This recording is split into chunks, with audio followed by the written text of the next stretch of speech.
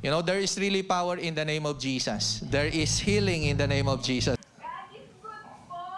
Hallelujah! Negative po ako sa lupon. Hallelujah! Yan. Kaya gusto ko kayong lumapit kasi gusto kong makita ang inyong nagagandahang mga nagwagwapuhang mga mukha. Medyo malayo eh. If I can request everyone. Yeah, thank you very much. So, an opportunity. It's nice to be back. Of course, I came back. Kailan na nga ba ako dumating? Tuesday night. So, Tuesday night. Yan. Almost Wednesday na. Yan. So, but I've been adjusting in the last few days. And, of course, the purpose and the mission of why I went home, of course, is for my family. So, I can say it's short but meaningful and successful. So, to be able to minister to my family and, of course, ushered in what the Lord has prepared for our family for restoration and healing with regards to relationships and families. So, kaya I'm filled with joy to to tell you, to testify before you of what the Lord has done for my family. So in those days that I was there, so it's basically talking and allowing each and every family to be able to experience yung healing and reconciliation. And then as a group, last Sunday, we did it as a whole family group.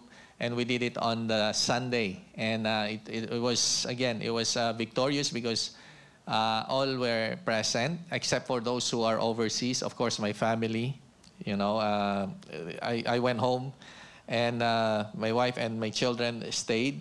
And there are few of my nieces and nephews and niece who are also overseas. They were not able to join that gathering, but overall, pretty much majority are there. And again, just to update you, it was filled with joy to see, you know, healing and restoration. And that's why I want to go back to our theme verse in Luke chapter 4, verse 18 to 19. And this is what really was ushered in. It's Christ's victory, and it says in our verse, "The Spirit of the Lord is on me." Again, this is Jesus. "Because He has anointed me to preach the good news to the poor. He has sent me to proclaim freedom for the prisoners and recovery of sight for the blind, to release the oppressed, to proclaim the year of the Lord's favor." And this was what was in my heart. And I said, I pray that there will be restoration of relationship, healing of the wounds and the hurt and the pain that each and everyone was carrying. I guess it's been for a long time. There were instances of oppression or being oppressed with regards to my niece. Yan. So kaya sabi ko nga, it's really timely, you know, that God has given me that opportunity. I don't usually go by myself. Alam nyo yan. I cannot live with my wife behind. Right? So, but the Lord has sustained me. You know, 2 weeks wala yung asawa ko sa tabi ko. So, first time anniversary namin, hindi kami magkasama. First time that we were not together on our anniversary. But I said, you know, God has a purpose. You know, and that was the main driving force that caused me to go home. And this verse actually was part of why I went home. I knew that the Lord's purpose for my family to, of course, to experience Him, to set free, to set them from any bondages that they have in their life or in their family or in their relationship. So kaya sabi ko, nakakapag-minister ako dito sa Canada. Sabi ko, why not deny my own family also to be ministered to?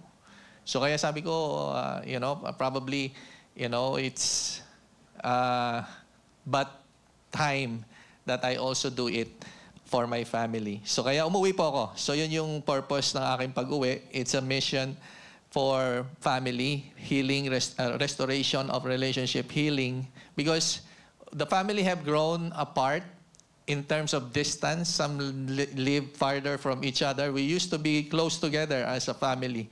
You know, when there's a trip, a field trip, you know, pretty much everybody is included, right? So as the family grew, the kids grew up, they got married, they moved to another province, to another place. So everyone was far apart. And very rare. And usually when we go home every 4 or 5 years, I try to organize, you know, like a family reunion. And that's most often the only opportunity to see everyone, pretty much. Most of the time, they're, you know, smaller groups, a family here that gathers together, a family there that gathers together, but not as a whole group. And this time, we were able to do that. And, you know, ministering to my family really brings great joy in my heart to see, you know, what the Lord has done. And, you know, just to give you an update, you know, like yung brother ko kasi meron siyang, actually, it was used to be a cyst and a tumor. He neglects attending to it. And it grew bigger. Hanggang ngayon, hindi pa rin na-address. So that's one of the reasons. So sabi ko, I need to really do something for my brother to attend to his health. And of course, to some of the family that also are experiencing health issues, at the same time, relational issues, and at the same time, of course, my mom, nandyan yung mama ko. So of course, she is affected seeing, you know, what's happening to the family, to her children. You know, it's if like everyone is disconnected. The grandchildren, you know, like doesn't really connect to the adults or to the grandma. I said, sabi ko nga, you know, everybody's busy and everybody has excuses. So I said it has to be intentionally done because, you know, my mom is 87. I don't know how many years God grants my mom to live, you know, for that extension that the Lord has given. So kaya sabi ko, you know, kailan pa kayo magagawa ng paraan pag wala na? Diba? So kaya that's one of the things that I have to bring up. But and again, overall, you know, talking and ministering to them so that they themselves can be part of the healing of the whole family. Kasi everyone is, again, whether we like it or not, all of us, sabihin natin all, you and I, all of us carry a form of baggage in our life that affects our life and our relationship towards others and, of course, towards God. Some carry grudges, hurts and pains and wounds that affects them from really experiencing God or really having a good relationship towards their loved ones and their families. So, meron lahat yan eh. You know, and again, how we deal with it and how we surrender it to the Lord and how we allow the Lord to bring healing and restoration in us that will, in turn, allow us to have a good relationship towards others. A person who is made whole, magiging maayos sa relasyon niya sa iba. Ang isang wounded, ang isang taong puno ng hinanakit at sakit at galit, mahirap pong mag-connect. Right? Kaya malang healing. And sabi ko nga, it becomes a hindrance to what the Lord, sabi nga, yung year of the Lord's favor, hindi natin nararanasan. And that's why I said, I think the opportunity present is open so that for my family to experience. Sabi ko nga sa kanila, hindi kasi magfo-flow ang healing, hindi magfo-flow ang blessing kung may mga problema tayo. Right? So kung may problema tayo sa pamilya, so hindi magfo-flow yung blessing. As much as we want to be blessed and to experience the blessing of God, it will not flow if people are hurt, if people are hurting, if people are wounded, if people are have grudges, have sabihin natin ill feelings. So some people are, you know, disappointed. Some people are, you know, hurt. So kaya po yun yung purpose, you know, so that healing will flow and that we can experience the blessing.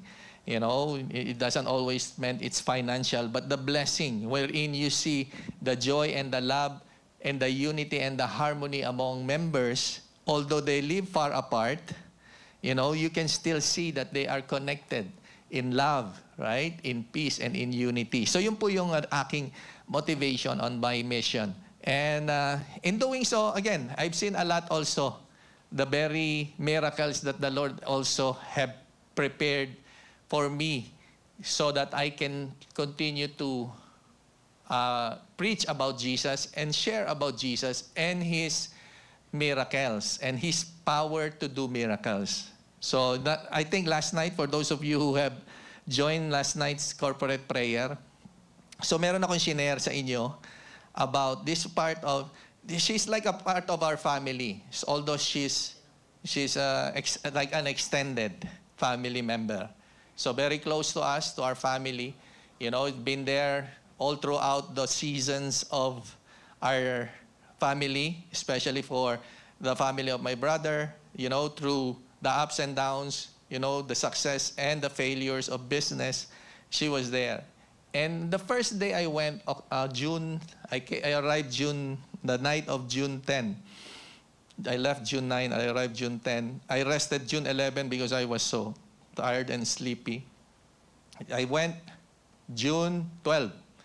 The first thing that I encounter is this extended family member who was in pain. First time I saw her, she was in pain. And of course, it crushed my heart to see her in that state. You know, leaning, bending, hurting in her stomach. Okay? In her stomach. And, you know, not being able to walk by herself. So first time I saw her. So, and then being carried by her sister, holding her on her sides. So I was surprised. I said, what happened? You know, again, you heard me say it last night. So to cut the story short, I found out that because she was just ignoring it. They thought it was just part of the menstrual period. They say may dysmenorrhea. You know, she just ignores it, right? So she usually experiences it monthly. So as they say, it's nothing until such time there's so much things happening in her body that she was forced to be checked. And found out myoma in her uterus. There's 3 lumps. There's a cyst in the back of the uterus. Multiple buccal. And then there's a cyst, 2 more cysts on her ovary. And with what is happening in all her parts of her body, the diagnosis was lupus. So, again, it was a shock, right? Like, first day I went, this is what... But the moment I see her in pain, the first thing that triggers to me was, I was here for a purpose. Yun yung unang-una po talaga. Like, I said, of course, it breaks my heart to see her in pain. But the first thing that came to my mind, I said, how often, look at this. This is the significance of why I know it was God's purpose. How often do I go by myself? The first time. Ever since. First time I go by myself. How often? First time. The menstrual period of this lady is end of the month. I was there on the 13th. 10, 11, 12, on the 12th. So in the middle, not an actual time where she does have this menstrual cycle. That was also odd. They say, you know, how can you connect all the dots that falls in that same time and that same place, right? So first time, I see her that in pain. She had that period for a long time. I didn't know. I just know that she has this cycle that's abnormal. And then this pain, I didn't know that was. She was hitting, you know, punching her legs because of the pain, to relieve the pain. And the sister was massaging hard so that the pain goes away. You know, just imagine all this in that scenario. And, of course, all these things that was found out in her. Sabi, no? So, and then, of course, they bought some medication, let her go to the room, and I said, let her rest, because I saw she was so much in pain. And then she rested for about an hour. I was talking to my mom, you know, all these things, an hour and a half. And then I said, how is she? Is she still in pain? So is it possible to talk to her? Of course, to cut the story short, we did some, again, talking and tracing the source and everything. So we come to a point wherein we pray. Okay? Significant po ito. Because just yesterday, last night, we have our corporate prayer. They went for their checkup. Okay? Amazing. They went for their checkup last night, Friday morning in Philippines. Okay? So, we did the prayer. Okay, of course, there's some background information that I need to know so that we can hit. I told her, I cannot just pray and then we can just cut what's causing it, but the root is still there. So I said, we need to take and see what's the root cause. Of course, to cut the story short, there's some spiritual battles and things that are being done. So we did that part. And then we prayed, we anoint. Ito yung amazing. Kaya alam mo, himala eh. You know it's really a miracle. We were praying and anointing her with oil on the tummy because she was literally squeezing. Ginaganon niya yung kanyang ini-squeeze niya. Yung kanyang tiyan. Tapos literally punching the legs because it's so much pain, right? And then she was sideways doing all that pain. And then, she was grimacing. The face, you can tell.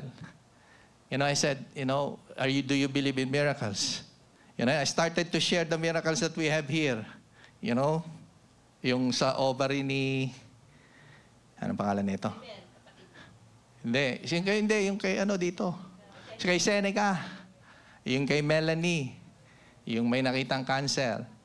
And then I just started to share. And then I said, you believe in miracles? They already are believers. So I said, do you believe in miracles? So she said, yes. So, and then, of course, we prayed. And then, you know why it's significant and there's miracle happening? She was sweating half of the body. Pinagpapawisan. Pinupunasan ng kapatid. The sister was wiping. Sweating dito, basa. But half of the body, cold. Pinapawisan yung kalahati. Kalahati. Nilalamig and numb. And then, of course, we prayed, we anoint. And then, slowly, what happened? She was squeezing. I said, can you just focus and trust God that He can heal you? Again, yung ating Luke 4:18-19. So, and then she started to, she doesn't know this, she already sat straight. She's not already squeezing her tummy. She is not hitting. Her face start to, and then the whole body start to balance. Amazing, no? Diba? Nagbalance yung buong katawan. And then she felt relief on half of her body, numb and hurting. She nagbalance. And she started to sit straight. And then we prayed and anointed. And then I said, you still need to anoint half of the body with oil. So sabi ko, babae, girl, so I cannot do it. So I prayed with the sister, and I prayed for the sister. I said, go in the room, you wipe half dito. So with oil, and pray while praying. So they went. So to cut the story short, they did that. Of course, medyo private. Talaga naman ako nagyapapahid, di ba? Hindi naman proper. So she did that part. And then, of course, after, I said, there will be something that is coming out. Don't be afraid. That's part of the healing manifestation. So, 12, 13, something happened. Okay, just imagine, she was in pain. And then when she went back to the room, she walked by herself. Palapakan natin ang Lord. Sige po, palapakan natin. Let's give the best clap of praise. God was already doing the miracle, right? She didn't notice. She walked by herself. Eh, yung lumabas siya, nakaganon siya. Tapos, hawak siya rito ng kapatid niya, right? Namamalipit sa sakit, naalalayan ng kapatid. Nung bumalik, medyo mabagal, pero naglakad mag-isa. Bumalik sa room. So, you can really tell God was doing a miracle. And then I said, after this, just be prepared. Something will come out. A manifestation of the healing. There will be deliverance, I said. Of course, Wednesday, 12, 13. I didn't go on the 13th. I did something else. 13, it happened. Something happened. There was a discharge. And you know what? The following day, the 14th, she already started working as if nothing happened. Isn't that amazing? Palapakan po natin ng Diyos. Grabe po. Right? 12, 13, 14. Parang yung kay Seneca. Saturday, Sunday, Monday, she checked. They will do an MRI. The tumor or the cyst is not there. So they were supposed to do a biopsy. What will you biopsy if there's no cyst or no tumor? This, okay? So Saturday, that was 12, 13, 14. She went back to work as if nothing happened. Lakas-lakas niya. Sabi ko, nag-deliver daw. Sabi ko, nag-deliver. Tapos you can see her feature was like normal. Amazing po. Kaya I believe, again, we can really see God is doing miracles. Diba? Recovery of sight to the blind. Healing. Miracle healing. So, again, that was Saturday. And then, of course, I said, most likely, sabi ko, you flush what's poisoning your body. Right? So I said, go for your checkup. Go for your checkup. Go back. That will prove your miracle. Let the doctor be amazed. Let the doctor be amazed. Yesterday, last night, today, Monday morning in Philippines, they went for a checkup. She is cleared of lupus. Grabe. Grabe. So that was after our prayer meeting. She sent a message, Pastor, clear na po ako sa lupus. Why do you think? I already see the connection. Because the poison was there inside and the body was trying to fight the poison but destroying the body. Tama ba ako, Ate Day? Nurse. Diba? May poison sa body. So the body, the immune system of the body is malfunctioning, trying to destroy just to fight that poison. So kaya yung lupus, autoimmune yun, di ba? Autoimmune. So, attacking the body, abnormally. Hindi dapat di ba? To protect the body. Nakuha ninyo, ang immune system is to protect the body. But because there is poison, is trying to fight that poison and destroying the body in return.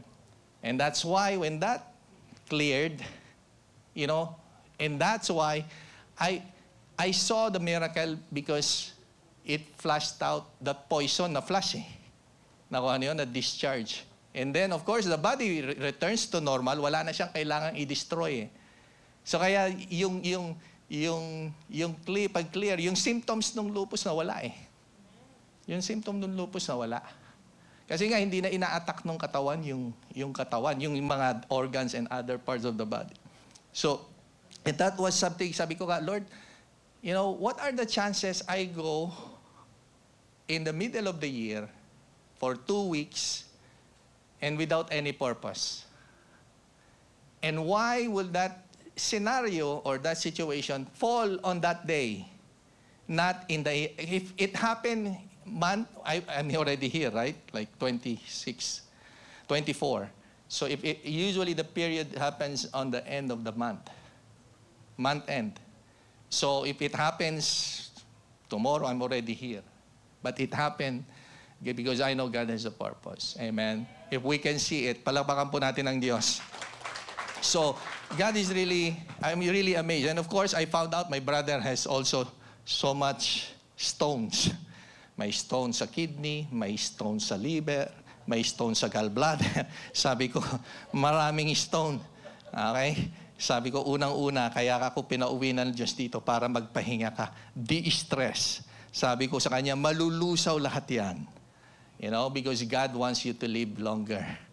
So, and I pray also, of course, that part of it, because sometimes what we do affects our body, right? So, yun again, abuse natin. You know, we put too much stress in our body, we put unhealthy foods in our body, so it causes those harm. Ha? Ano? No more stress. Dapat. Andiyan ba si Marlene? Andiyan ba si Marlene? Ayan, si Marlene. Ayun. Oh, yan si Marlene. Okay, maybe you can say, okay, yung result ng iyong, unmute ka. Ayan. Para marinig nila directly. Ayan, yung naka-white. Sige, share mo para directly from the one who experienced a miracle. To glorify God in your life. Ayan, sige, salita ka. Yan, kaka-report niya lang kaninang umaga. Naka-unmute ka ata. Naka-mute. Unmute mo. Ayan. God is good po. Hallelujah. Sige. Nagpa-check up po kami kasi nga nagpa-laboratory po, nakuha na po namin yung result. Nag-laboratory po kami, sabay-sabay po kami ni nanay, ni kuya, at ako. Nag-antay po kami ng, natapos po kami, 11 p.m. na po ata. Philippine time. Sinabi po ng doktor, negative po ako sa lupon. Hallelujah! Praise the Lord. Yan. Amen. So, praise God. And of course, continue to claim your healing. Yan, yung mga susunod na mga check-up mo is a proof of your miracle. And of course, let the doctor be amazed of what Jesus had done in your life. Ayan. So, yan. So, continue the faith. And of course, yung news para kay Kuya Johnny. And I believe as you continue, yan yung kapatid niya, yung nagbubuhat sa kanya. Yan, namamalipit. Ayan. So, share mo naman, paano nangyayari sa'yo? Ano yung nararamdaman mo? What were you were feeling during that time?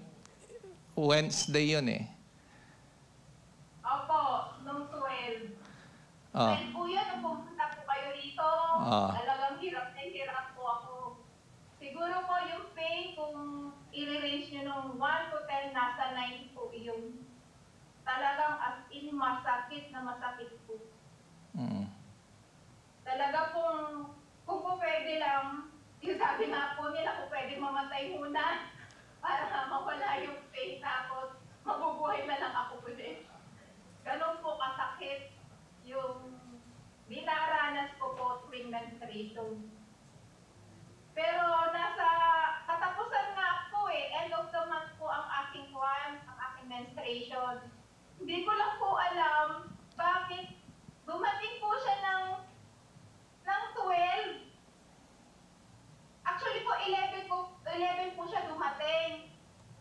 Tapos, nag-suffer na po ako noon hanggang 12. Nagsa-suffer ako. Tapos po, yun nga, nung dumating kayo, eksakto. Yung pong, nung pumunta po kayo rito, talagang hindi ko po kaya talagang tumayo. Kasi talagang masakit na masakit po. Kahit mga buto ko, masakit po talaga. Nung pinagpe-pray niyo po ako, nung sabi niyo mag-pray tayo, talagang po yung kalahati ng katawan ko, talagang pakiramdam ko ang init. Mainit talaga. Tapos po yung magmula naman sa puson ko pababa sa paa, ang lamig, malamig po talaga, parang yelo. Tapos po nung inanoint niyo ko, nung pagkatapos ng prayer, talagang nagbaladyo, uminit talaga hanggang paa. Parang nawala yung sakit, na manihid yung sakit. Alam niyo po, yun yung parang, wow, nawala yung sakit. Nawala yung Amen. nararamdaman ko. Talagang nung pumunta po ako sa kwarto, sabi ni Amen. Praise God. Tapos hindi mo namalayan, naglakad ka mag-isa. Every night, Ayan. yung feeling nyo na pag-pray ako, lagyan ko ng langis. Every night po yun, ginagawa ko bago matulog yung prayer na yun. Amen. So, Kung lumabas talaga sa akin, napakabaho po, napakaitim. After po na lumabas na yun, nawala po yung mens, kahit po yung mga patak-patak.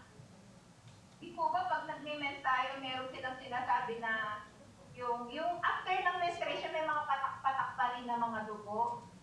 Wala po talaga nung lumabas yun. Wala na po kahit napatak ng dugo. Wala na po lumabas sa akin. Pag wala na lumabas yung pabaho na yun. Kaya alam ko po yung milagro. Amen. Meron po talagang milagro. Amen. Praise the Lord for God's miracle. Amen. Amen. Amen. Hindi mo namalayan ba yon? Hindi mo namalayan na naglakad ka pabalik sa kwarto? Hindi mo namalayan, no? You walk by yourself. Hindi ko po namalayan yun. Ah. Hindi ko po namalayan.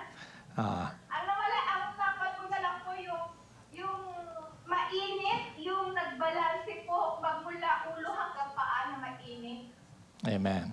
Amen. Yun po yung nakuha ko na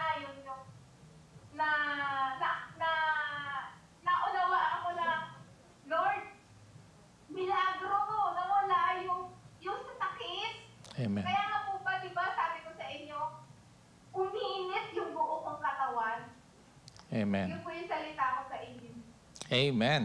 So, amen. All glory to God. Praise God for the healing miracle. So, praise the Lord. Thank you for sharing yan.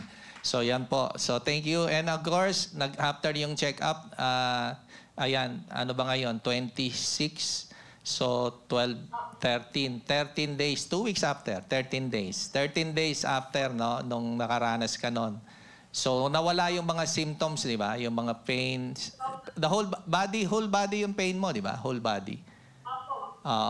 Sa different parts of the body. Kasi gano'n ang lupus, di ba? Maraming mararamdaman saan. Kasi nga ina-attack niya yung katawan mo.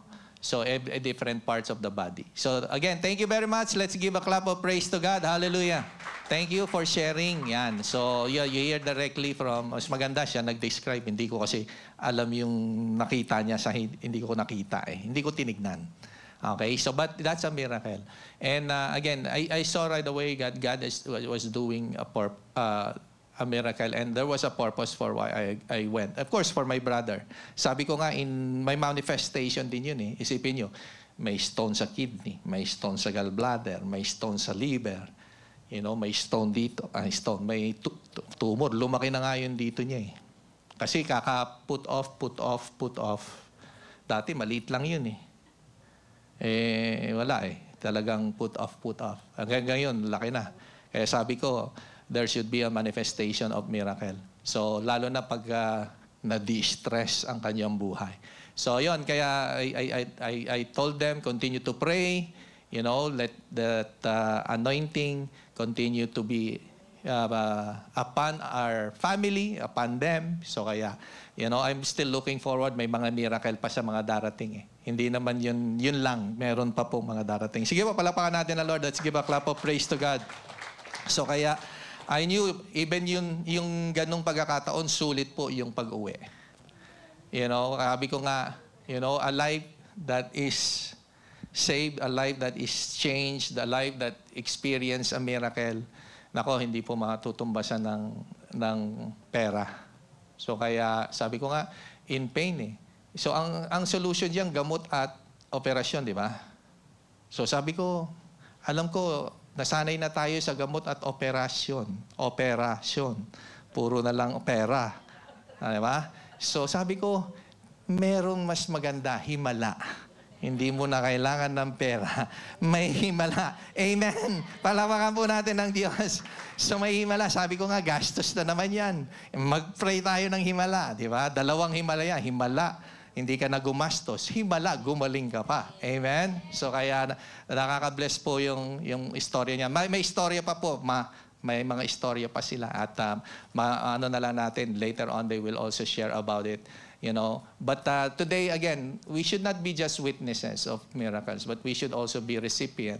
You know, we should be able to experience it. You know, yung healing lang nung heart, healing of, nakita ko, yung mga pamilya ng mga kapatid ko, pamilya ng kabuuan, yun na nagkakaroon ng, you know, patawaran. You know, kasi minsan, okay na lang, kalimutan na lang natin. Pero hindi naman talaga nakakalimutan. Nandito. And that's why I said, you know, it's the opportunity. Kailan nyo pa ba i-let go yan? You know, dadalahin nyo pa ba yan sa hukay? Pwede naman natin i-let go na. Magpatawaran, maging maayos. And then healing comes, restoration comes, and then blessing comes. Amen? Sige po, palakpakan natin ang Lord. Can I request the music team to please come and join us? Grabe, Bible in our family. We need revival in our family. And that's why I pray that what has been accomplished, kulang po yung 2 weeks. Siyempre, may follow-up pa yan eh. Minsan kasi, pag hindi mo na follow-up, minsan balik sa dati. So, but my prayer is what we have planted and what we have sowed will continue to grow and will bring restoration. So, kaya I believe in that. You know, there is really power in the name of Jesus. There is healing in the name of Jesus. Amen. Sige po, palakpakan natin ang Diyos.